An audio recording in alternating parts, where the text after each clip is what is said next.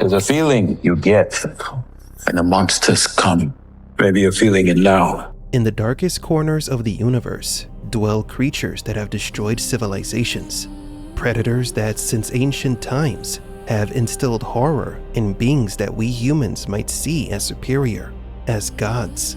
What happens when man chooses to move up the galactic food chain? The USCSS Maginot spacecraft's mission was to collect as many dangerous space creature specimens as possible and bring them back to Earth, no matter what. Was the mission sanctioned, or was it a secret? Was this a line that, once crossed, revealed that the 5 megacorporations of this universe are hiding dangerous secrets from the public and each other? What would happen if these dangerous cosmic horrors were accidentally let loose on the Earth? This ship collected 5 different life forms. As I continue to drift through space in my gloomy ship, in this video we'll be discussing one of the most horrifying creatures in alien Earth, the Xenomorph, or T-Ocellus, a creature capable of invading your eye socket and taking control of you while feeding on your brain. Maybe you should keep your eyes shut.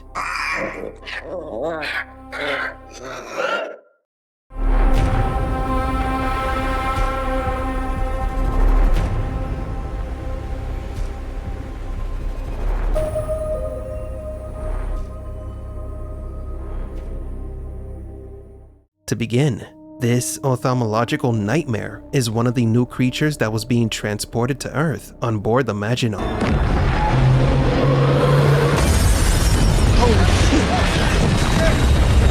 The USCSS Maginot is, or was, a Class C space exploration vessel built by Weyland-Yutani, a planetary laboratory capable of conducting onboard experiments during space travel, but it was also a classified vessel. No other nation in the world knew of its existence. It doesn't pose a military threat, but its onboard technology is advanced enough to contain many dangerous species from other planets, which makes it suspicious.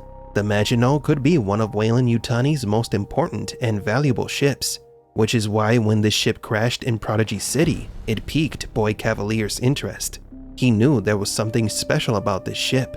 The type of equipment the Maginot carried may not be kosher, but it wasn't the ship that intrigued Boy Kavalier, but what the ship was transporting.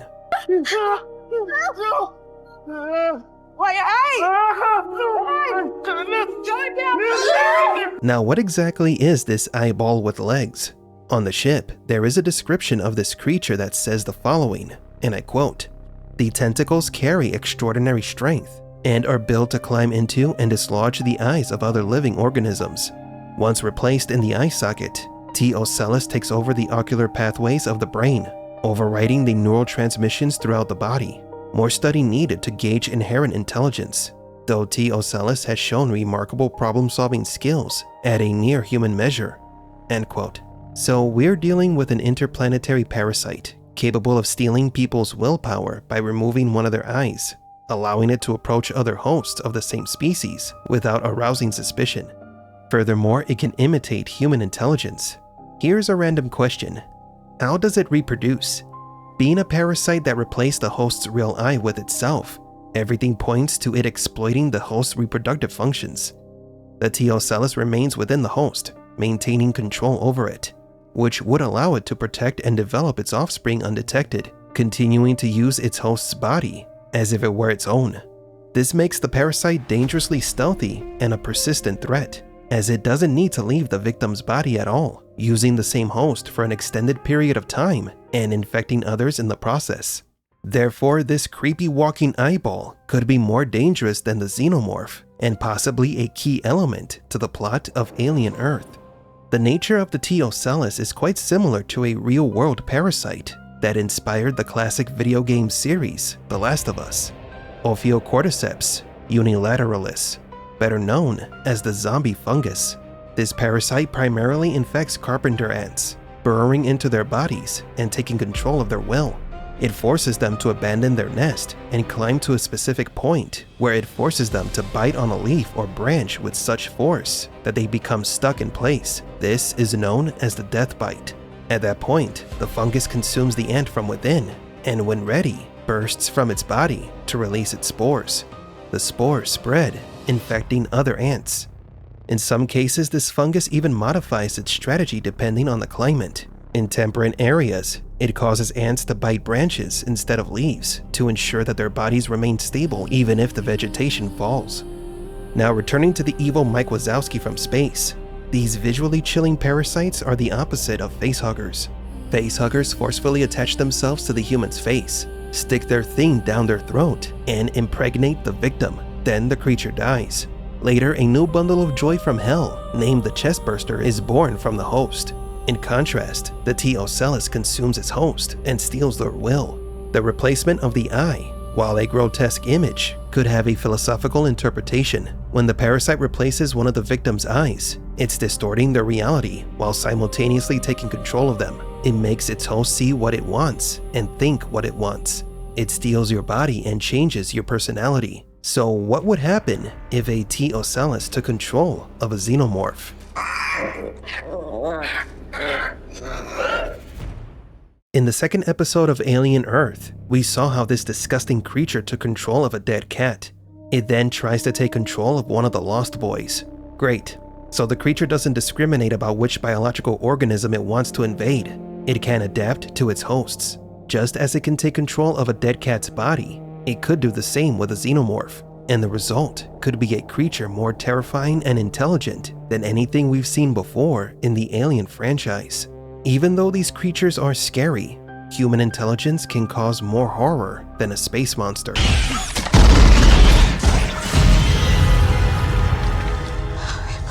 By no means are the Xenomorphs dumb, but if one were to become smarter, being controlled by another intelligent organism, the T-Ocellus, which was described as having near-human problem-solving skills, how dangerous would it be in comparison?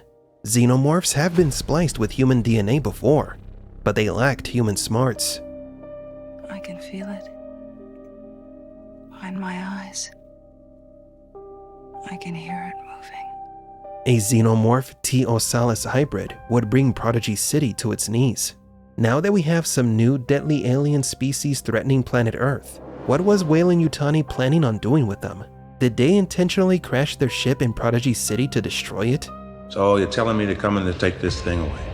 Yeah, they're gonna try. They don't want to kill it. We gotta figure out a way to do it before they come here. Why do we have to kill it? You just said the company's coming for it. That's right. They want to take it back. Some sort of weapon. Yeah, what's wrong with that? They can't control it. They don't understand. It'll kill them all. Understand this one thing. Boy Kavalier is the youngest trillionaire in the world. He gained his riches in a very short amount of time, and thus he is a threat to Weyland-Yutani and the other corporations. We still don't know what caused the Maginot to crash, but there is a chance that Weyland themselves dropped it in Prodigy City with a hidden sole purpose: to destroy their rival. A city like Prodigy, with emerging technology that grants immortality, threatens the balance of power of the other megacorporations, and they can't afford to lose more ground. Perhaps the Maginot was never a space exploration vessel, but a Trojan horse carrying bioorganic space alien weapons capable of wiping out Prodigy City. If so, things are going to get worse than a few space vermin lurking Prodigy City. The crash is a declaration of war and the deliberate use of deadly monsters on Earth by the greedy and evil Weyland-Yutani. So what do you think? Will we see this creature infecting the Xenomorph? Can it even infect it? The alien doesn't have an eye socket. Is Weyland using these aliens as weapons to destroy their competitor? I'm a Gloomy Geek, and don't forget to like and subscribe.